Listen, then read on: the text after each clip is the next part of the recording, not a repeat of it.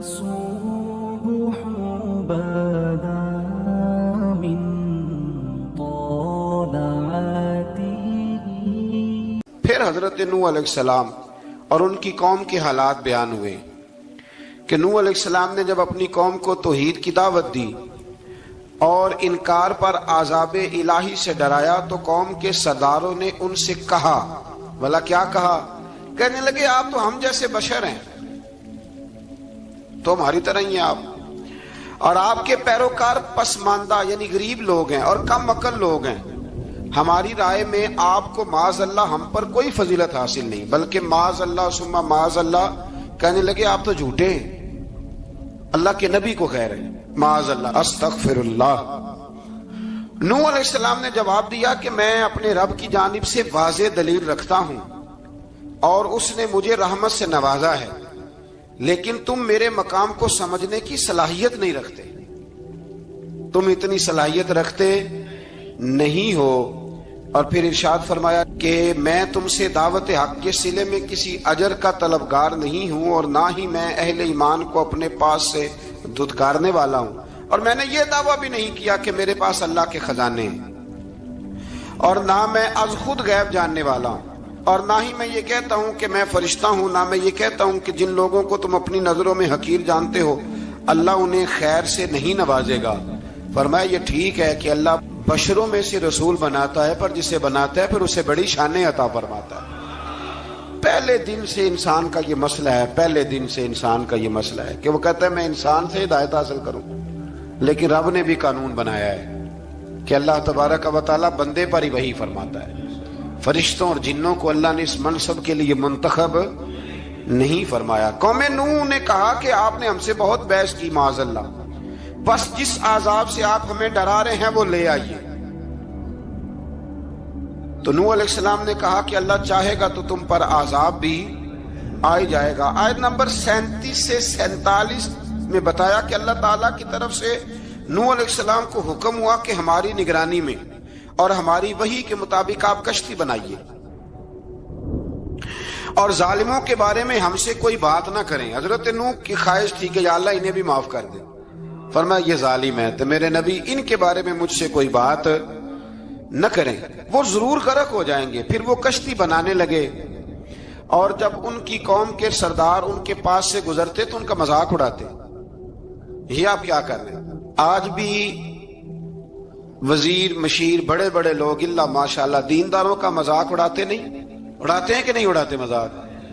یہ کن کا طریقہ ہے؟ یہ تو قرآن مجید کہہ رہا ہے کہ حضرت نوح کی قوم جو کافر تھی ان کا طریقہ ہے اہل ایمان کا مذاق اڑانا.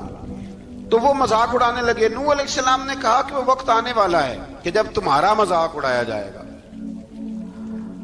اور تمہیں پتہ چل جائے گا کہ رسوا کن عذاب کس پر آئے گا. اللہ تعالیٰ نے فرمایا جب ہمارا حکم عذاب آ پہنچا اور تندور ابلنے لگا، تندور سے آگ نکلا کرتی ہے، پانی نہیں نکلا کرتا، اور نوح علیہ السلام کی قوم پر جب عذاب آیا تو پانی تندور سے نکلا.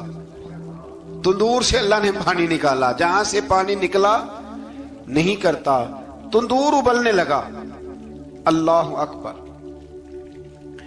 تو اللہ تبارک و تعالیٰ نے فرمایا تو ہم نے نوح علیہ السلام سے کہا کہ آپ خود اور اپنے گھر والوں کے ساتھ اس کشتی میں سوار ہو جائیں اور اہل ایمان کو بھی سوار کر لیں اور ہر چیز کے جوڑے یعنی نر اور مادہ کو سوار کر لیں. اور ان کے ساتھ ایمان والے بہت کم تھے. حضرت نوح علیہ السلام دعائیں پڑھتے ہوئے سوار ہو گئے. پھر کیا ہوا؟ کشتی انہیں پہاڑوں جیسی موجوں میں لے جا رہی تھی کہ نوح علیہ السلام الگ کھڑے ہوئے اپنے بیٹے سے فرمانے لگے بیٹے ہمارے ساتھ کشتی میں سوار ہو جا اور کافروں کے ساتھ نہ رہو. اس نے یعنی نوح علیہ السلام کے بیٹے نے کہا کہ میں آپ کے ساتھ نہیں بیٹھوں گا، ابھی کوئی پہاڑ آئے گا تو میں پہاڑ کی پناہ لے لوں گا. اگر کسی نیک آدمی کا بیٹا کبھی غلط نکل آئے تو اس کا مطلب یہ نہیں کہ اس نے تربیت ٹھیک نہیں کی. ہاں یہ اعتراض چھوڑ دیں، اس لیے کہ نوح علیہ السلام کا بیٹا کافر ہو گیا اور جب سیلاب نظر آیا تو اس سے کہا کہ آجا سوار ہو جا، تو کہنے لگا میں نہیں بیٹھوں گا، میں تو کسی پہاڑ کی پناہ لے لوں گا اور میں اس کے اندر چھپ جاؤں گا اور وہ پہاڑ مجھے پانی سے بچا لے گا. نوح علیہ السلام نے کہا آج اللہ کے حکم کے سوا کوئی بچانے والا نہیں ہے سوائے اس کے جس پر اللہ رحم فرمائے۔ پھر ان دونوں کے درمیان موج حائل ہو گئی، ایسے ایک موج اٹھی اور حضرت نوح کا بیٹا ڈوب گیا۔ اور جب حضرت نوح کا بیٹا ڈوبا، اللہ کی طرف سے حکم ہوا اے زمین اپنا پانی نگل لے، اے آسمان تھم جا، اور پانی خوش ہو گیا۔ اللہ کا فیصلہ نافذ ہو گیا اور کشتی کوہ جودی پر ٹھہر گئی۔ نوح علیہ السلام نے اللہ سے التجا کی، کیا میرے پروردگار میرا بیٹا اور میرے اہل سے ہے، اور تیرا وعدہ سچا ہے کہ تم میرے اہل کو بچا لے گا۔ اللہ نے فرمایا نوح وہ آپ کے اہل میں سے ہے ہی نہیں، وہ آپ کے اہل میں سے ہے ہی نہیں۔ اہل میں سے وہ ہوگا جو آپ کے طریقے پہ چلے گا، جو طریقے پہ نہ چلے وہ نسل میں سے ہے ہی نہیں، وہ ختم ہو گئی بات۔ اللہ اکبر۔ اس کے اعمال ٹھیک نہیں، جس بات کی حقیقت کا آپ کو معلوم نہ ہو اس کے بارے میں سوال نہ کریں۔ تو نوح علیہ السلام نے اللہ تعالیٰ سے اپنی اس اجتہادی خطا پر مغفرت اور رحم کی دعا کی۔ پھر طوفان نوح تھم جانے کے بعد وہ سلامتی کے ساتھ اتر گئے۔ اجتہادی خطا میں نے ایک لفظ بولا ہے، یہ اجتہادی خطا کا مطلب یہ ہے کہ بعض اوقات انبیاء سے ایسی باتیں سرزد ہو جاتی ہیں کہ جو تعلیم امت کے لیے ضروری ہوتی ہیں، تاکہ لوگوں کو پتہ چل جائے کہ اللہ کی بارگاہ میں توبہ کیسے کرنی۔ اگر وہ لوگ توبہ نہ کرتے تو ہمیں توبہ کے طریقے سمجھ میں، یعنی ان سے اجتہادی خطا ہو گئی، کہنے میں کرنے میں کوئی ایسی بات ہو گئی جو بظاہر اللہ تعالیٰ کی رضا والی، تو فوراً معافی مانگ لیتے تھے۔ لیکن اب امتی اٹھ کے کہے کہ نبی گناہ گار ہے معاذ اللہ۔ حضرت آدم نے دعا مانگی تھی نا، ربنا ظلمنا انفسنا، اے اللہ ہم نے اپنی جانوں پر ظلم کیا۔ انہوں نے کہا تھا تو اگر کوئی بندہ حضرت آدم کو ظالم کہے گا تو کافر ہو جائے گا، تو اگر وہ کہے کہ وہ تو خود کہہ رہے ہیں، ایک بندہ اڑ جاتا ہے کہتے ہیں جو خود کہہ رہے ربنا ظلمنا، تو خدا کے بندے وہ اللہ کے نبی ہیں، وہ رب سے کہہ رہے ہیں، وہ عاجزی کے طور پر کہہ رہے ہیں۔ کچھ لوگ اڑ جاتے کہتے ہیں خود حضور نے کہا ہے جی انا بشر مثلکم، میں تمہاری طرح کا بشر ہوں، خود نبی پاک نے کہا ہے۔ عجیب بیوقوف بندے ہو، نبی کریم تو کہہ سکتے ہیں پر امتی اٹھ کے نہیں کہہ سکتا۔ اس نے تو کہنا ہے وہ حبیب اللہ ہے، اس نے تو کہنا ہے وہ قیامت میں شفاعت کرنے والے ہیں، امتی نے تو کہنا ہے وہ سارے نبیوں کے سردار ہیں، وہ امام الانبیاء ہیں۔ امتی وہ لفظ ادا کرے گا جو اس کے بنتے ہیں۔ اب کوئی بندہ اٹھ کے کہہ دے دیکھے نا، ایک بہت بڑا عالم تقریر کرتے ہوئے کہے جی میں تو ان پڑھ آدمی ہوں، تو اس کا شاگرد کہے کہ استاد جی قسم اٹھائے ہاں آپ نے تقریر میں کہا نہیں میں ان پڑھ ہوں، آپ تو ان پڑھ ہے۔ تو یہ بات ادب ہے کہ بے ادبی ہے؟ چلیں اس سے آگے چلتے ہیں، یہ بھی ذرا مشکل سے سمجھ میں آئے گی۔ ایک اور بات جو جلدی سمجھ میں آ جائے گی، ایم این اے جب اعلان کرتا ہے، تقریر کرتا ہے، الیکشن لڑتا ہے تو کہتا نہیں میں قوم کا خادم ہوں، کہتے ہیں نا کہ میں قوم کا خادم سے آپ کیا کچھ کراتے ہو؟ سارے کام کراتے ہیں نا۔ خادم کو بندہ یہ بھی کہہ لیتا ہے کہ جھاڑو دے دے گلی میں، کہتے ہو کہ نہیں کہتے؟ تو اس نے بھی تو سپیکر میں کہا میں خادم ہوں، کہو اس سے کہ جھاڑو دے گلی میں آ کے، پھر پتہ کیا حال ہوگا؟ جھاڑو تو نہیں آئے گا اور ہو سکتا ہے کچھ ہے آ جائے۔ تو اس لیے اب کوئی بندہ کہے جی انہوں نے خود کہا ہے، تو ایک کچھ پوری جماعت ہے لوگوں کی جو بات کو سمجھتی نہیں، کہتے ہیں خود کہا ہے میں بشر ہوں، انہوں نے خود کہا ہے میں غیب نہیں جانتا، انہوں نے خود کہا ہے میرے پاس خزانہ کوئی نہیں، انہوں نے خود کہا ہے میرے پاس کوئی شے نہیں۔ تو اس لیے آپ سمجھیں کسی کے لفظوں پر اگر آپ گرا لگا کے بیٹھیں گے تو پھر اس سے بے ادبی ہوگی۔ تو نوح علیہ السلام نے اللہ سے اپنی اجتہادی خطا کی معافی مانگی۔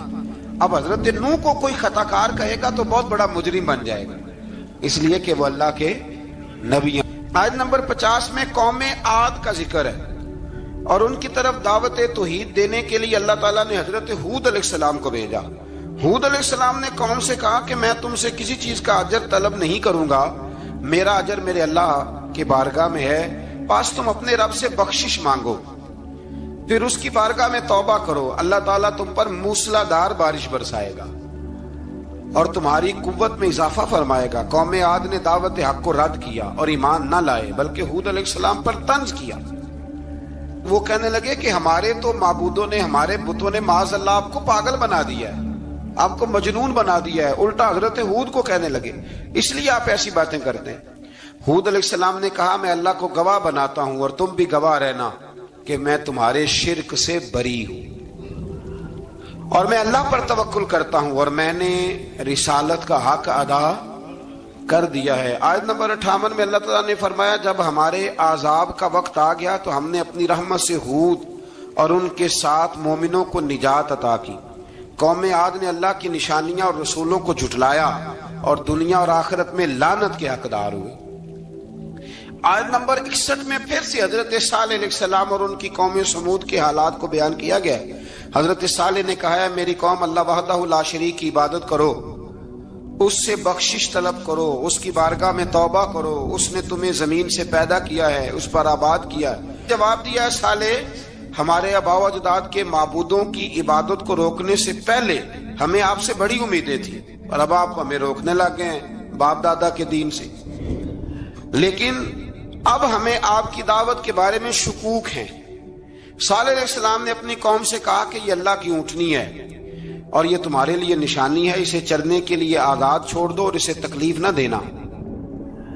اللہ اکبر، ورنہ تمہیں عذاب پہنچے گا۔ انہوں نے اونٹنی کی کونچیں کاٹ ڈالی۔ صالح علیہ السلام نے کہا تم صرف 3 دن اپنے گھروں میں مزے اٹھا لو، 3 دن، پھر اللہ کا یقینی عذاب آئے گا۔ پھر ایک چنگاڑ نے ان کو آ دبوچا، وہ اپنے گھروں میں گھٹنوں کے بل اوندے پڑے رہ گئے۔ صرف صالح علیہ السلام ان کے ساتھ اہل ایمان اس عذاب سے بچے۔ یہ 3 قوموں کا ذکر ہو گیا، نوح علیہ السلام کی قوم کا بھی، ہود علیہ السلام کی قوم کا بھی اور حضرت صالح علیہ۔ آگے اللہ تبارک و تعالیٰ نے آیت نمبر 69 میں اس بات کا بیان فرمایا کہ حضرت ابراہیم علیہ السلام کے پاس فرشتے بشری شکل میں آئے، انسانی شکل۔ انہوں نے اجنبی مہمانوں کے لیے بچڑے کا بھونا ہوا گوشت تیار کرایا۔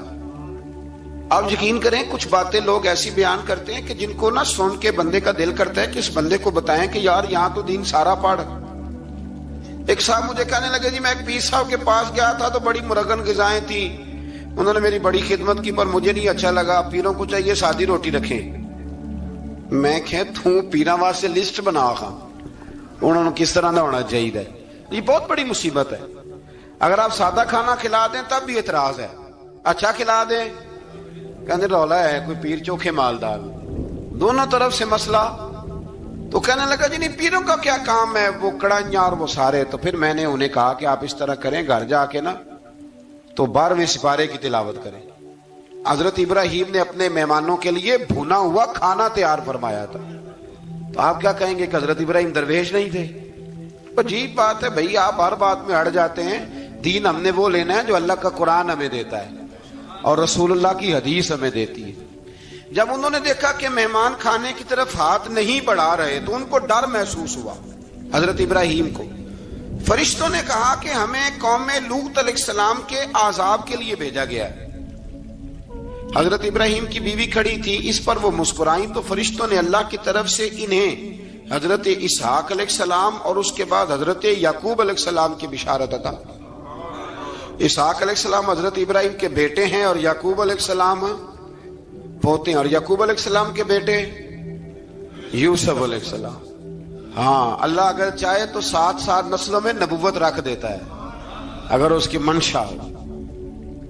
تو حضرت یعقوب کی بشارت دی۔ انہوں نے حیرت سے کہا کہ ہم دونوں میاں بیوی تو بوڑھے ہیں، اس عمر میں اولاد کیسے ہوگی؟ تو فرشتوں نے جواب دیا اے ابراہیم کے گھر والوں، تم پر اللہ کی رحمتیں اور برکتیں ہوں، اللہ کی قدرت پر تمہیں کیوں تعجب ہے؟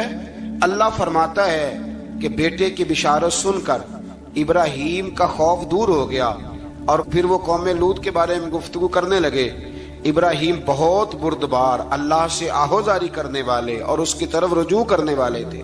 اللہ تعالیٰ نے حضرت ابراہیم علیہ السلام کو فرمایا اے ابراہیم اس گزارش سے آپ گریزاں رہیں، اس کا یقینی فیصلہ ہو چکا ہے اور ان پر نہ ٹلنے والا عذاب نازل ہو کے رہے گا۔ وہ کیا گناہ کرتے تھے؟ لوط علیہ السلام کی قوم کو میں نے بتایا تھا، مرد مردوں سے بدفعلی کرتے۔ تو حضرت ابراہیم نے بھی عرض کی، بار بار گزارش کی، بحث کی کہ اللہ مہربانی فرما ان کا عذاب۔ آپ دیکھیں نبیوں کے حوصلے کتنے بڑے ہیں، قومیں تنگ کرتی ہیں اور طرح طرح کی باتیں کرتی ہیں اور پیغمبر پھر بھی کہتے ہیں یا اللہ مہربانی فرما، اے اللہ ان سے عذاب۔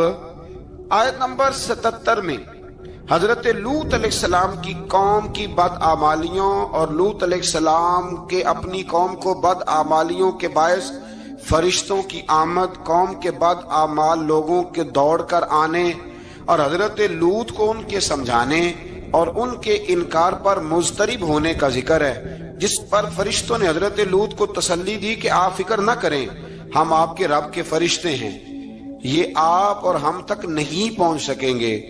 آپ رات کے آخری حصے میں قوم کی طرف توجہ کیے بغیر ہجرت فرما لیں، اس لیے کہ صبح کے وقت ان پر عذاب آئے گا۔ جب اللہ کا عذاب آیا تو اس نے بستی کے اوپر کے حصے کو نیچے کر دیا اور قوم لوط کے اوپر اللہ کی طرف سے لگاتار نشان زدہ پتھر برسائے گئے، لگاتار پتھر آئے۔ آیت نمبر 84 میں اللہ تعالیٰ نے حضرت شعیب علیہ السلام اور ان کی قوم کا ذکر فرمایا ہے اور ان کے جرائم کو بیان کیا گیا ہے۔ وہ ناپ تول میں کمی کرتے تھے، دوسروں کو چیزیں کم تول کر دیتے تھے۔ اللہ تعالیٰ نے ان سے فرمایا کہ فساد فی الارض سے باز آؤ اور اپنے سے پہلے سرکش امتوں کا انجام دیکھ لو۔ جب حضرت شعیب کی نصیحتوں کا ان پر اثر نہ ہوا تو پھر اللہ تعالیٰ نے انہیں بھی عذاب سے ہلاک کر دیا۔ آیت نمبر 94 میں فرمایا کہ جب ہمارا عذاب آیا تو ہم نے اپنی رحمت سے حضرت شعیب اور ان پر ایمان لانے والوں کو بچا لیا، اور ظالموں کو ایک زبردست چنگاڑ نے پکڑ لیا تو صبح وہ اپنے گھروں میں اوندے منہ پڑے تھے، گویا وہ کبھی وہاں آباد تھے ہی نہیں۔ آیت نمبر 96 میں حضرت موسیٰ علیہ السلام کو عطا کیے جانے والے 9 معجزات کا ذکر ہے۔ پھر فرعون اور اس کے پیروکاروں کے باطل روش کے باعث ان کی ہلاکت کا بھی ذکر فرمایا، اور دنیا اور آخرت میں انہیں ملعون یعنی لعنتی قرار دیا۔ جن بستیوں کو اللہ تعالیٰ نے ہلاک کیا ان میں سے بعض کے آثار موجود ہیں اور بعض کے آثار تک معدوم ہو چکے، ان میں سے ہر بستی والے اپنے ظلم کے باعث ہی ہلاک ہوئے۔ اللہ تعالیٰ کسی پر ظلم نہیں فرماتا، لوگ خود اپنی جانوں پر ظلم کرتے ہیں۔ جو شخص عذاب آخرت سے ڈرتا ہے اس کے لیے اس میں نشانیاں موجود ہیں۔ آیت نمبر 106 سے اللہ تعالیٰ نے انجام کے اعتبار سے لوگوں کی 2 قسمیں بیان کی، 2 قسمیں فرمایا، ایک ہیں سعادت مند لوگ اور دوسرے ہیں بدبخت۔ فرمایا بدبختوں کا ٹھکانہ جہنم ہے جس میں وہ ہمیشہ رہیں گے، اور نیک بختوں کا ٹھکانہ جنت ہے، وہ ہمیشہ اسی میں رہیں گے، اور ان کے لیے اللہ کی طرف سے نا ختم ہونے والی عطائیں۔ آیت نمبر 110 میں حضور صلی اللہ علیہ وسلم کو تسلی دی گئی کہ جس طرح یہ لوگ قرآن کے بارے میں اختلاف کرتے ہیں، اسی طرح قوم موسیٰ نے تورات کے بارے میں بھی اختلاف کیا تھا، اور اللہ نے ان کے اعمال کا پورا بدلہ انہیں دیا۔ آیت نمبر 112 سے سرکشی کو چھوڑ کر احکامات دین پر استقامت اختیار کرنے اور ظالموں کے ساتھ میل جول رکھنے سے بچنے کا حکم دیا گیا ہے، اور فرمایا کہ ظالموں سے میل جول کا انجام دوزخ کی آگ ہے۔ ہم لوگ نہ شکوہ کرتے ہیں، کسی حکومت کو بنے ہوئے 6 مہینے گزرتے ہیں تو شکوہ شروع ہو جاتا ہے، حالانکہ وہ خود تو نہیں نہ بنتے، ان کو کوئی بنانے والا ہے۔ تو ظالم کا جو مددگار ہوتا ہے وہ بھی ظالم ہوتا ہے، اس لیے احتیاط کریں۔ اور یہ صرف سیاستدانوں کی بات نہیں، دنیا کے ہر معاملے میں آپ غور کریں کہ آپ کسی ظالم کے مددگار تو نہیں۔ اللہ تعالی ہمیں حق پر استقامت عطا فرمائے۔ آیت نمبر 114 میں دن کے دونوں طرفوں میں اور ابتدائی رات کے کچھ حصے میں اللہ تعالیٰ نے نماز قائم کرنے کا حکم دیا ہے، رات کے کچھ حصے میں بھی نماز پڑھنی چاہیے، اور یہ بھی بتایا کہ بے شک نیکیاں گناہوں کو مٹا دیتی ہیں، اور یہ نصیحت قبول کرنے والوں کے لیے نصیحت ہے۔ آیت نمبر 120 میں اللہ تعالیٰ نے فرمایا کہ ہم آپ صلی اللہ علیہ وسلم کو رسولوں کی تمام خبریں آپ کے دل کی تسکین اور تقویت کے لیے بیان کرتے ہیں، اور ان میں مومنوں کے لیے نصیحت اور عبرت ہے کہ ان ساری باتوں سے عبرت پکڑ لو۔ بچہ صرف وہی جو اللہ کے نبیوں کے طریقے پہ چلا اور نبیوں کے ساتھ رہا، باقی بچ سکے نہیں۔ اللہ تعالیٰ کی طرف سے توحید و رسالت اور وقوع قیامت کے دلائل بھی ہیں۔ آیت نمبر 123 میں فرمایا کہ آسمانوں اور زمینوں میں سب غیب اللہ ہی کے ساتھ مختص ہیں، اور ہر کام اسی کی طرف لوٹایا جاتا ہے۔ آپ اسی کی عبادت کیجئے، اسی پر توکل کیجئے، اور آپ کا رب لوگوں کے اعمال سے غافل نہیں ہے۔ اسی بارے میں آگے سورۃ یوسف شروع ہو رہی ہے۔ اس کو اللہ تعالیٰ نے کہا ہے کہ یہ بڑا پیارا قصہ ہے، احسن القصص کا، قصوں میں سونا قصہ۔ تو یہ کچھ 12ویں پارے میں اور کچھ 13ویں پارے میں ہے۔ میں نے یہ ارادہ کیا ہے کہ یہ ایک ہی دن پوری بیان کی جائے۔ قوم سبت کا ذکر فرمایا اللہ نے، ہفتے والے دن کچھ لوگ نافرمانی کرتے.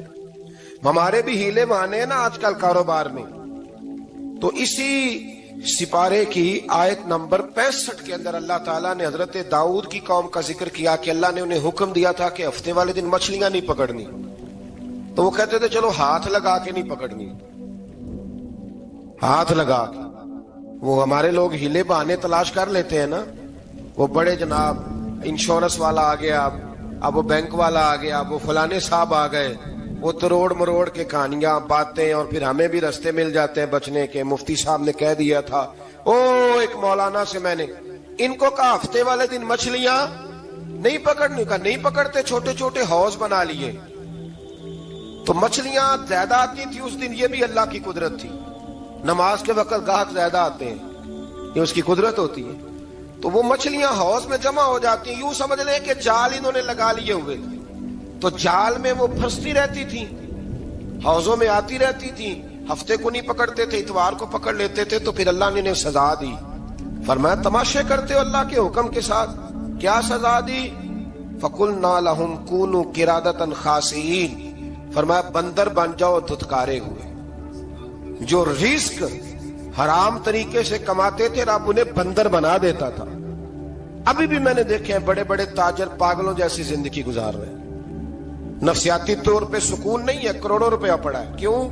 اس لیے کہ رب کے بتائے ہوئے طریقے کے مطابق تجارت نہیں کرتے. آگے ایک اور دلچسپ بات آ گئی. بنی اسرائیل کے اندر نا ایک شخص نے اپنے چچا کو قتل کر دیا جائیداد کے لیے. یہ دیکھیں کب سے لوگ جائیداد کے لیے قتل کرتے آ رہے ہیں. چچا کو قتل کر دیا, اور قتل کر کے حضرت موسیٰ علیہ السلام کے پاس آئے کہ میرے چچا کو کسی نے قتل کر دیا ہے, تو بتائیں کیا کرنا ہے. تو آپ نے فرمایا کہ گائے ذبح کرو, اور اس کا ایک ٹکڑا مقتول کو مارو, مرنے والے کو. وہ خود اٹھ کے بتا دے گا مجھے کس نے قتل کیا ہے.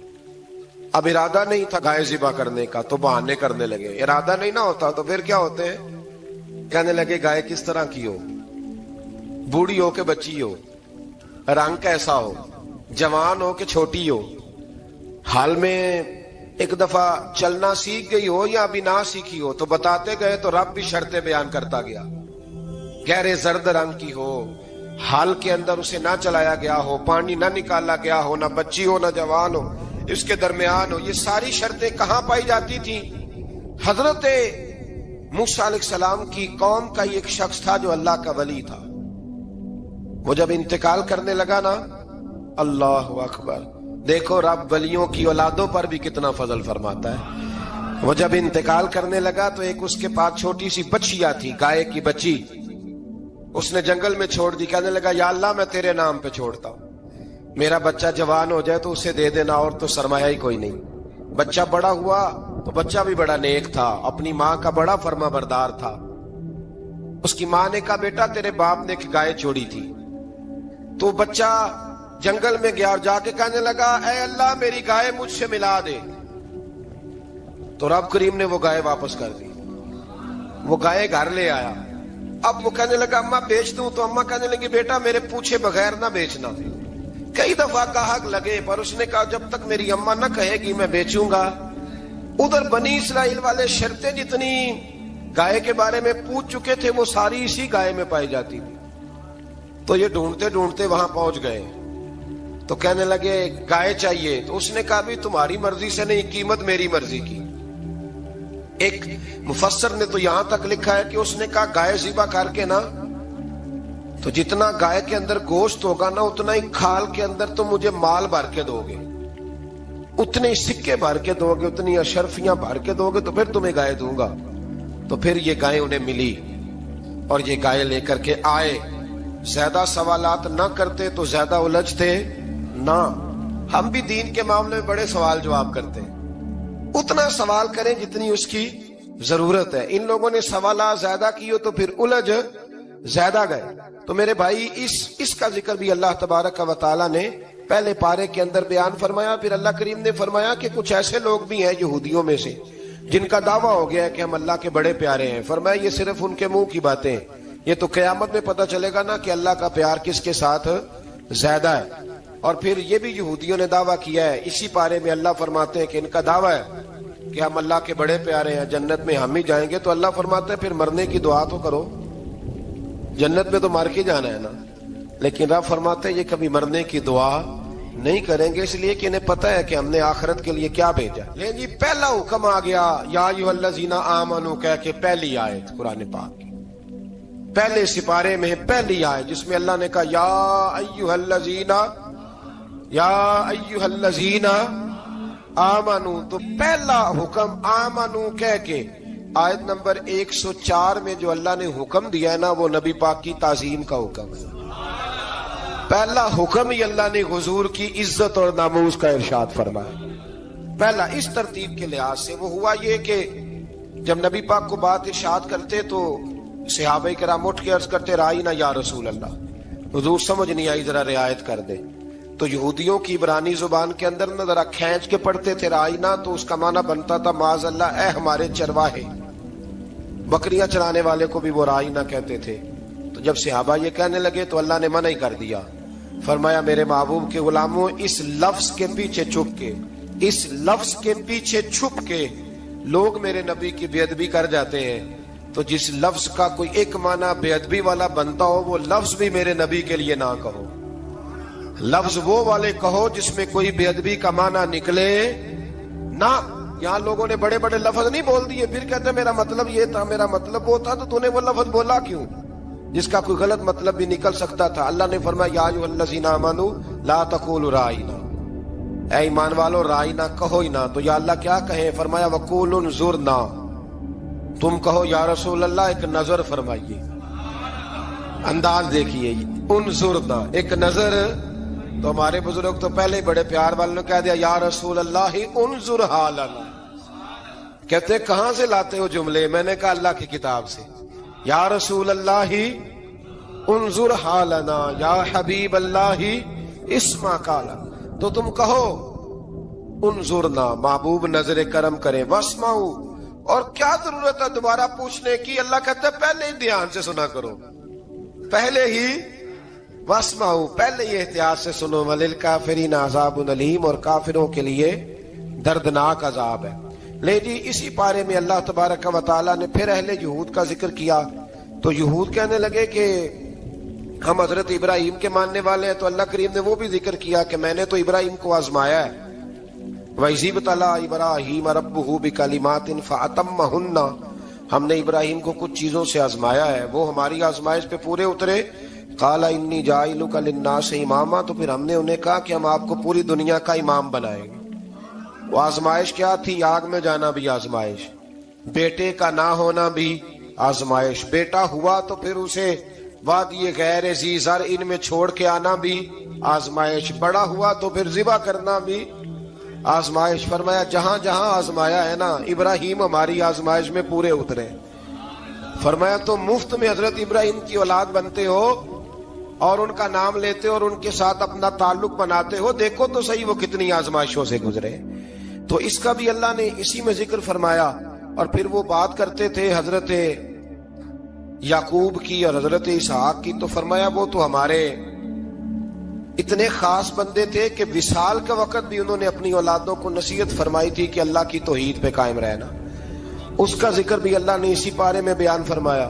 اور جو حضرت ابراہیم اور جناب اسماعیل نے کعبہ تعمیر کیا تو اس کا ذکر بھی اللہ تعالیٰ نے اسی بارے میں فرمایا۔ فرمایا جب وہ کعبہ بنا رہے تھے تو کہہ رہے تھے ربنا تقبل منا، کہہ رہے تھے اے اللہ بنا ہم نے دیا ہے پر مہربانی فرما ہم سے قبول فرما لے۔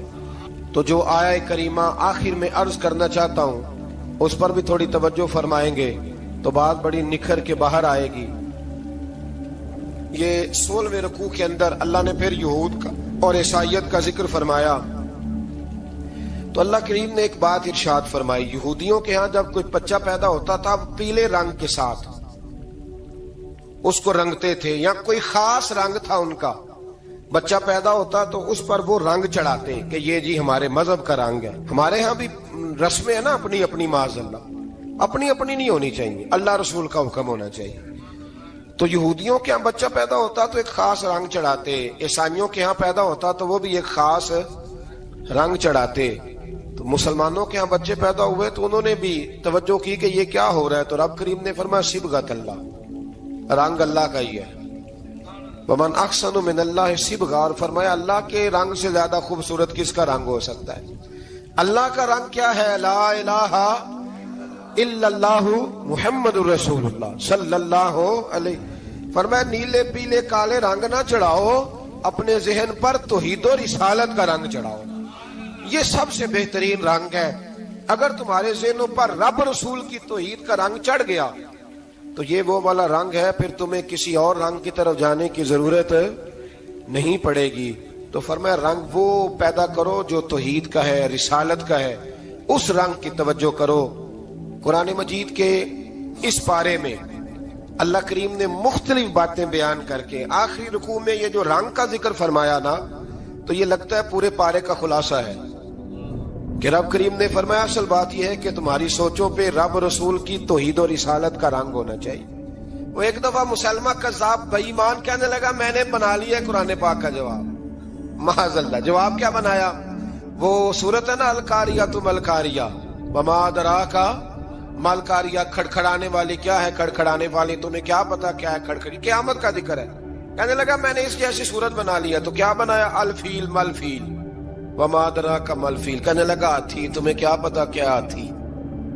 تم کیا جانو کیا ہاتھی؟ تو پاس جو اس کے اپنے بیٹھے تھے نا چیلے، کہنے لگے چپ کر جا، سارے زمانے کو پتا ہاتھی کیا ہوتا ہے۔ تو پاگل ہے، اس کے دو کان ہوتے ہیں، ایک سونڈ ہوتی ہے، چار اس کے پیر ہوتے ہیں۔ بیوقوف آدمی قرآن کا مقابلہ کرنا ہے تو وہ چج کے ساتھ کر، پاگلوں کی طرح مقابلہ کرے گا، جوتے کھائے گا بھی، ہمیں بھی پڑھوائے گا۔ تو قرآن مجید کا کوئی مقابلہ کر سکا؟ تو اس آیہ مبارکہ میں اللہ نے کافروں کو یہ کہا اگر مقابلہ نہیں کر سکتے تو پھر اللہ سے ڈرو، ورنہ دوزخ میں ڈالے جاؤ گے، وہ جس کا ایندھن آدمی اور پتھر ہے، اور بنائی بھی کافروں کے لیے گئی ہے۔ اعدت للکافرین، جہنم کس کے لیے بنائی گئی ہے؟ کافروں اور منافقوں کے لیے۔ مسلمانوں کے لیے بنائی گئی، مسلمان مرضی سے چھلانگے لگائیں تو ان کی موج ہے، ورنہ ان کے لیے جہنم، ان کے لیے اللہ نے جنت بنائی ہے۔ اور یہ بات کرتے ہی رب کریم نے فرمایا اے محبوب علیہ الصلوۃ والسلام، مومنوں کو خوشخبری دے دیں کہ اللہ نے ان کے لیے جنت بنائی ہے، اس میں باغات ہیں، انہیں رزق دیا جائے گا کھانے کے لیے، اور اس میں انہیں پاکیزہ بیویاں دی جائیں گی، اور پھر وہ اس میں ہمیشہ رہیں گے، انہیں اس سے نکالا نہیں جائے گا۔ آگے جو آیات کریمہ ہے نا، اس کے اندر اللہ تبارک و تعالیٰ نے فرمایا ہے کہ اللہ حیا نہیں کرتا سمجھانے کے لیے مچھر کی مثال بھی دینی پڑے۔ فرمایا قرآن سے کچھ لوگ ہدایت حاصل کرتے ہیں اور کچھ گمراہ ہو جاتے ہیں۔ جب لوگ اپنی مرضی کی تشریحات چاہتے ہیں تو گمراہ ہوتے ہیں، اور جب قرآن کو رسول اللہ صلی اللہ علیہ وسلم اور امت مسلمہ کی تشریحات کی روشنی میں سمجھتے ہیں تو پھر اللہ ہدایت عطا فرماتا ہے۔ پھر اللہ تبارک و تعالیٰ نے آگے ارشاد فرمایا حضرت آدم کی پیدائش کا واقعہ۔ کچھ مفسرین نے لکھا اللہ نے مشورہ کیا تھا فرشتوں سے، وَإِذْ قَالَ رَبُّكَ لِلْمَلَائِكَةِ إِنِّي جَاعِلٌ فِي الْأَرْضِ خَلِيفَةً، لیکن کچھ مفسرین کہتے ہیں کہ اللہ کو ضرورت نہیں فرشتوں سے مشورہ کرنے کی، اللہ نے فرشتوں سے مشورہ نہیں کیا، بلکہ رب نے انہیں آگاہ فرمایا تھا کہ میں لگا ہوں زمین پہ اپنا نائب بنانے، میں خلافت دینے لگا ہوں زمین پہ۔ اب یہ تو دینے والی کی مرضی ہے نا، اس نے کس کو دینی ہے، یہ تو دینے والے کی مرضی ہے نا، اس نے۔ تو کچھ لوگ کہتے ہیں کہ دینے والے سے زیادہ ہمیں پتہ ہے۔ تو فرشتوں کو بھی یہ اجتہادی خطا ہو گئی، کہنے لگے یا اللہ اسے نہ بنانا، یہ فساد کرے گا، یہ خون ریزیاں کرے گا۔ تو اللہ نے فرمایا جو میں جانتا ہوں وہ تم، اللہ اکبر۔ امام راضی فرماتے جب رمضان آتا ہے تو اللہ فرشتوں سے کہتا ہے ذرا یہ کھول کے دروازے دیکھو نا یہ زمین پہ کیا کر رہے ہیں، تم تو کہتے تھے فساد کریں گے اور یہ سارے تراویحیں پڑھ رہے ہیں، تم تو گویا کہتے تھے فساد کریں گے اور یہ تو دیکھو گویا رمضان کے روزے رکھ رہے ہیں، یہ تو میری یاد میں نکلے ہوئے ہیں۔ تم کچھ کہتے تھے اور دیکھو میں نے تمہیں کہا تھا نا جو میں جانتا ہوں وہ تم۔ اللہ نے پھر حضرت آدم علیہ السلام کو تمام زمانے کے علوم عطا کیے، علم سکھا لیا۔ تو فرشتوں سے کہا تم بھی ان چیزوں کے نام بتاؤ، تو وہ بتا سکے نہیں۔ اللہ نے فرمایا اب اس طرح کرو آدم کو سجدہ کرو، سب نے سجدہ کیا سوائے، وہ کہنے لگا یا اللہ صرف تجھے ہی کرنا ہے، کرنا بھی صرف اللہ کو چاہیے، پر رب کے آگے بھی جھکنا چاہیے، اور جس کے سامنے رب جھکائے نا وہاں بھی۔ اور یہ جو عاجزی ہے نا، یہ جو جھکنا ہے یہ علم کے آگے ہے، ہماری مصیبت یہ ہے کہ ہم علم کے آگے بھی گردن جھکانے کو تیار نہیں ہوتے، وہاں بھی ہم خود عالم فاضل بن جاتے ہیں۔ تو فرمایا کہ سب سے کہا سجدہ کرو، سب نے سجدہ کیا سوائے ابلیس کے، تو پھر ہوا کیا؟ وکان من الکافرین، وہ کافروں میں سے ہو گیا۔ پھر اللہ نے حضرت آدم کو اور جناب حوا کو نا مقام دے دیا جنت میں رہنے کے لیے، اور کہا سارا کچھ کھانا، درخت کے قریب نہ جانا۔ ابھی آپ کسی سے کہہ دیں تھوڑا سا تو پیچھے نہ دیکھنا، یعنی اگر میری سمجھ لیں ادب کی وجہ سے کوئی 1.5-2 منٹ یا 6 منٹ نہیں بھی نہ دیکھے گا تو سوچے گا ضرور کہ پتہ نہیں اب پیچھے کیا ہے، مصیبت کیا ہے۔ یعنی آپ کہہ کے دیکھ لیں کسی کو، پیچھے نہ دیکھنا، فطرت ہے نا انسان کی، وہ جستجو کرتا ہے، کہا اس درخت کے پاس نہ جانا۔ تو حضرت حوا سلام اللہ علیہ کہتے ہیں دل میں خیال رہتا تھا کہ آخر ہے کیا درخت کے پاس۔ یہی انسان کا عقیدہ توحید ہے کہ جہاں سے رب منع کر دے وہاں وہ منع ہو جائے، اور یہ ان کی خطا نہیں تھی، یہ اللہ کی حکمت تھی، چونکہ رب نے تو پہلے کہہ دیا تھا بنایا ہی زمین کے لیے، تو یہ تو سارا کچھ ہونا تھا تو زمین پہ آنا تھا نا۔ تو حضرت حوا اور جناب آدم کے پاس شیطان آیا، اب اس کو نکال تو دیا تھا پر ابھی اس کا جنت میں آنا جانا بند نہیں ہوا تھا، یہ بھی اللہ کی حکمت تھی۔ تو وہ کہنے لگا تمہیں پتہ ہے بعد میں مر جاؤ گے؟ تو حضرت حوا کہنے لگی کیا موت بھی آئے گی؟ کہاں، اس کی تکلیف بھی بڑی ہوگی، تو پھر بچیں گے کیسے؟ تو کہنے لگے پھل کھا لو اس درخت کا، تو بچنے کے لیے پھل کھایا تھا۔ اس طرح لوگ آج بہت سارے کام بچنے کے لیے کرتے ہیں پر بچ سکتے، بچنے کے لیے پھل کھایا تو اللہ نے فرمایا زمین پہ چلے جاؤ۔ تو حضرت آدم زمین پہ آئے، پھر کئی 100 سال روتے رہے۔ فَتَلَقَّى آدَمُ مِن رَبِّهِ کَلِمَاتٍ، تو پھر اللہ نے خود ہی جناب آدم کو کچھ کلمے سکھائے۔ علامہ اسماعیل لکی فرماتے ہیں وہ کلمے یہ تھے کہ حضرت آدم نے میرے نبی کا وسیلہ پیش کیا، اللہ کریم نے جناب آدم کی دعا کو مقبول فرما لیا۔ پھر آگے بنی اسرائیل کا ذکر آ جاتا ہے۔ اللہ تعالیٰ نے بنی اسرائیل، آج آپ اسی قوم کو یہودی کہتے ہیں، ان کو اللہ نے اس زمانے میں فضیلت عطا کی تھی بہت زیادہ۔ تو عرب کے اندر جب نبی پاک علیہ السلام نے اعلان نبوت کیا تو کچھ لوگوں نے یہ کہہ دیا کہ اگر یہ یہودی کلمہ پڑھ لیں گے تو ہم بھی پڑھ لیں گے۔ تو پھر اللہ نے انہیں یاد کرایا کہ تم اصل میں کیا ہو، تمہیں کلمہ پڑھنا چاہیے۔ تو اہل یہود کا تذکرہ کرتے کرتے رب کریم نے ایک بات یہ بھی ارشاد فرمائی کہ تم لوگوں کو تو کہتے رہے ہو کہ وہ نبی آنے والے ہیں، وہ نبی آنے والے ہیں، اور جب آ گئے ہیں تو ماننے کو تیار نہیں ہو۔ تو فرمایا تأمرون الناس بالبر وتنسون انفسکم وانتم تتلون الکتاب، لوگوں کو بھلائی کا حکم دیتے ہو اور اپنے آپ کو بھول جاتے ہو، افلا تعقلون، تمہیں عقل نہیں؟ پھر اللہ نے انہیں یہ بھی یاد کرایا کہ یاد کرو وہ زمانہ کہ جب فرعون نے خواب دیکھ لیا تھا کہ کوئی بچہ اس کی سلطنت کو تباہ کرے گا، تو پھر اس نے تمہارے بچوں کو ذبح کرانا شروع کیا اور تمہاری بیٹیوں کو چھوڑتا تھا۔ فرمایا یہ بھی تو تم نے دیکھا، میں نے تمہیں پھر تم سے کہا جہاد کرو قوم عمالقہ کے خلاف، تو مقام طیہ میں جا کے یہ لوگ کہنے لگے ہم سے جہاد نہیں ہوتا۔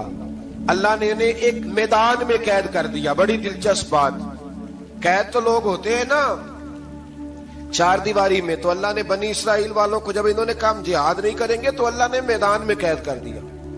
میدان میں، یہ یاد رکھیں، جب انسان اللہ کی نافرمانی کرتا ہے تو اسے ایسی قید ملتی ہے جس کا اس نے تصور بھی نہیں کیا ہوتا۔